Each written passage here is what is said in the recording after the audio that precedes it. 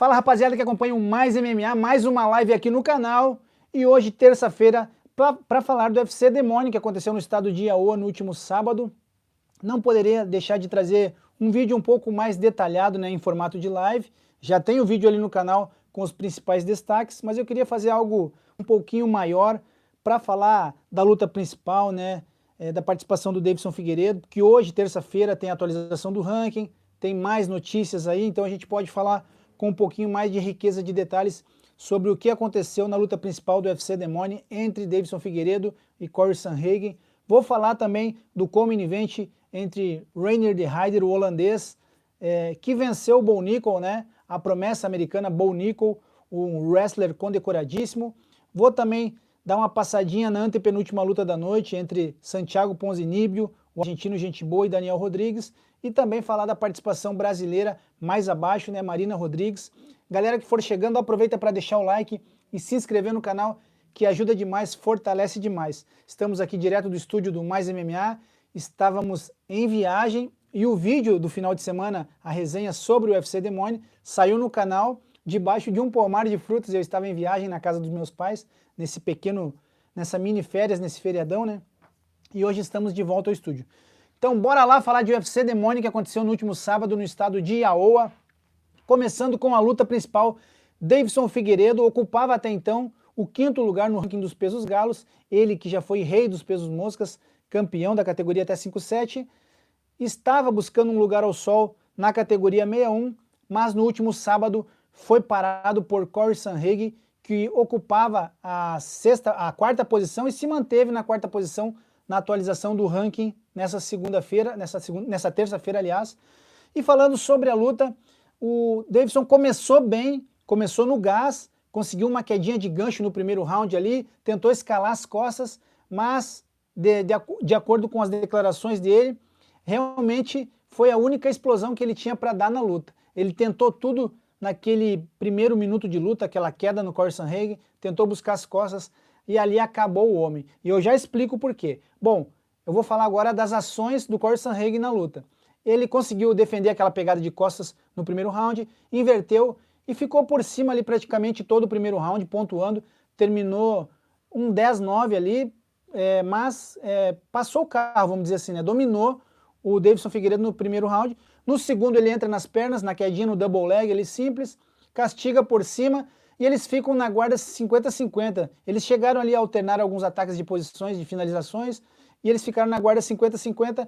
Quando o Corey sobe para raspar, acaba forçando o joelho do Deiveson, e aí ele sofre uma lesão e acaba sendo nocauteado, né? Vitória do Corey Sandhagen, então, no segundo round por nocaute técnico. Só que agora vamos aos detalhes. Em entrevista à G-Fight, o Deiveson revelou que teve uma lesão na mandíbula, um golpe que levou num treino, isso semanas antes da luta, o que prejudicou de treinar duro. Um salve para o Douglas Ribeiro Amorim aí que está curtindo a live aí. Estamos juntos, meu amigo. Se não for inscrito, não esquece de se inscrever, deixar o like já. E serve para todos o convite para deixar o like e se inscrever no canal. Bom, continuando aqui então, o Deiveson revelou na entrevista que machucou a mandíbula, não pôde treinar direito, fazer sparring pesado, né? Só fez o básico ali. Então isso prejudicou, claro, na preparação. E o pior, agora na última semana para a luta, ele teve uma infecção bacteriana na perna, teve que tomar muito antibiótico, e para não deixar o UFC na mão, ele manteve a luta de pé, e inclusive na entrevista ele também revela que não contou todos os detalhes do tratamento, do nível da infecção bacteriana aos médicos do UFC, e assim foi liberado para lutar, senão eles mesmos teriam cancelado a luta. Bom, ele perdeu a luta, caiu uma posição no ranking, de 5º dos pesos galos ele foi para 6º, mas o empresário dele já está em negociação para uma próxima luta no UFC, porque ele deu a entender ali então que ele meio que salvou o card, porque ele não poderia ter lutado pelas condições de saúde que ele se encontrava, mas ele manteve a luta de pé no esforço para poder salvar o evento, manter o evento de pé, né? Imagina o UFC Demônio, que já não estava com tanta expressão, perder a luta principal, né? Além de tudo, deixar o Corey Sandhagen, que fez um camp completo, apesar de comer uns cogumelos aí, né? Fora a brincadeira, galera. Mas ele disse que come uns cogumelos, que abre a mente, não sei o quê. Não sei qual é a viagem dele lá. Enfim, pelo menos não bate no doping, eu acredito. É uma coisa natural, eu acho, né? Mas que ele come cogumelo é verdade, a gente brinca, mas tem essa parte que é verdadeira. Vitória do Corey Sandhagen. Davidson Figueiredo então revelou problemas de saúde, lesão na mandíbula. Ele falou que se apertasse no local da infecção na perna, tinha um buraco ali, mas que a gente não viu no vídeo, né? Estamos juntos então, galera. Obrigado, Douglas, aí pelos comentários. Estamos juntos, ó, vai ser graduado. E agora vamos para o Co-Main Event, Reinier de Heider. Aliás, eu queria fazer uma pergunta para vocês antes de partir para o Co-Main Event.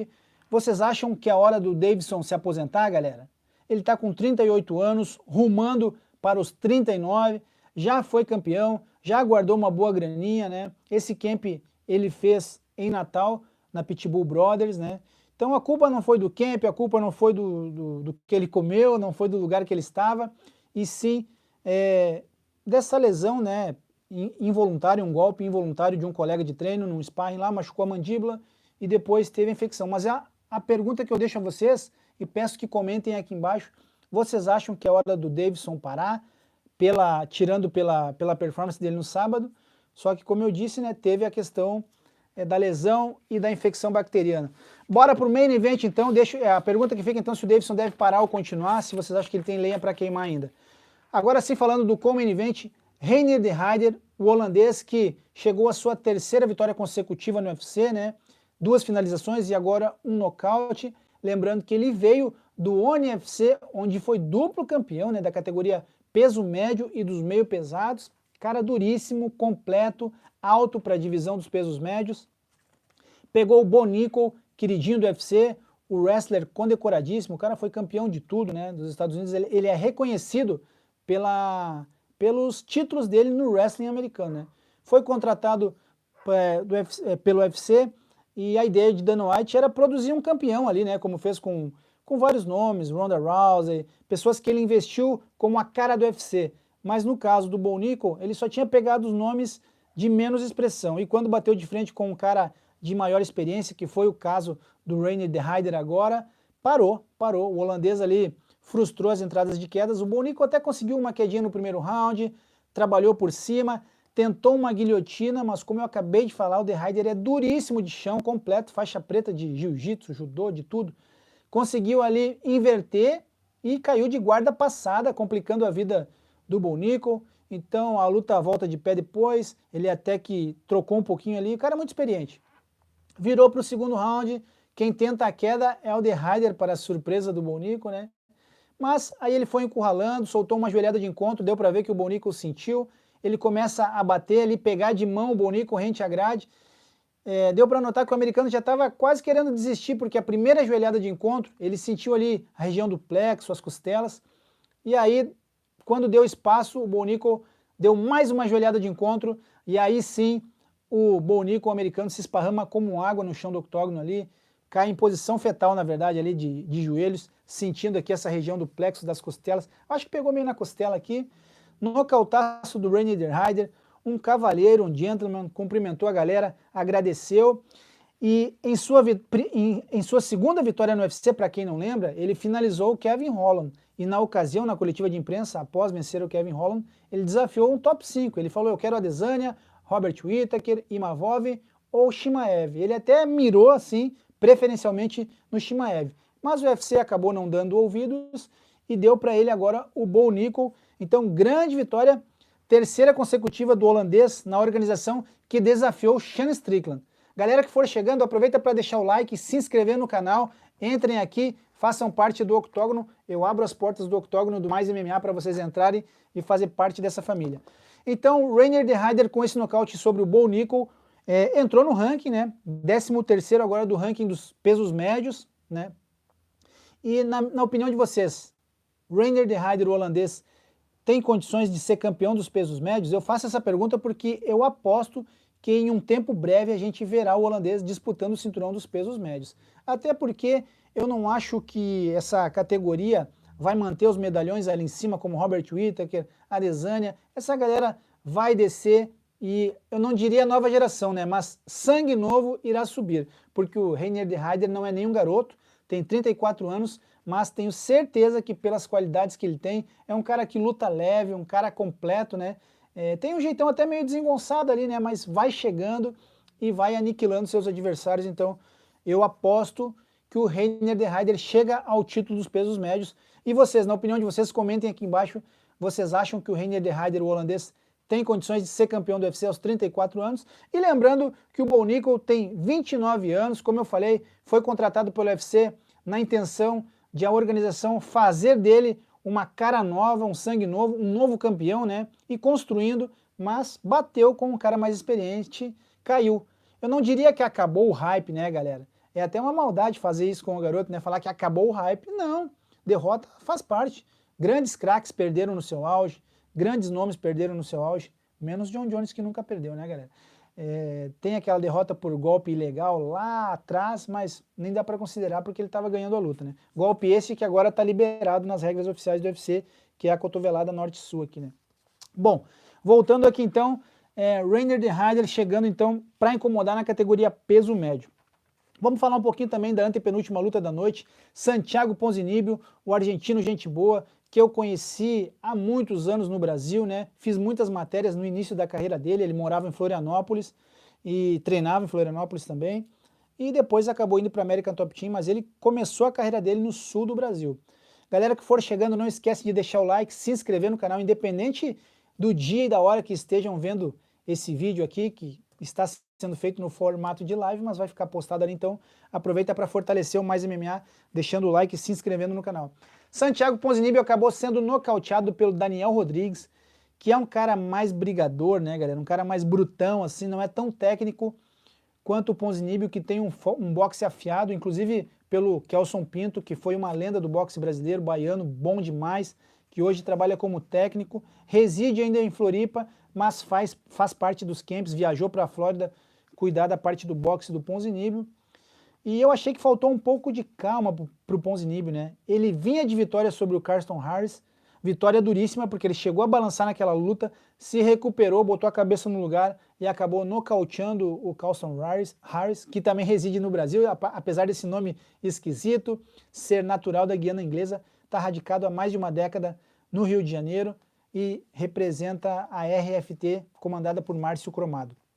Bom, Santiago Ponzinibbio precisaria ter mais calma nessa luta e cadenciando mais. Ele acabou entrando na briga ali com o Daniel Rodrigues, né? Que é o que ele queria.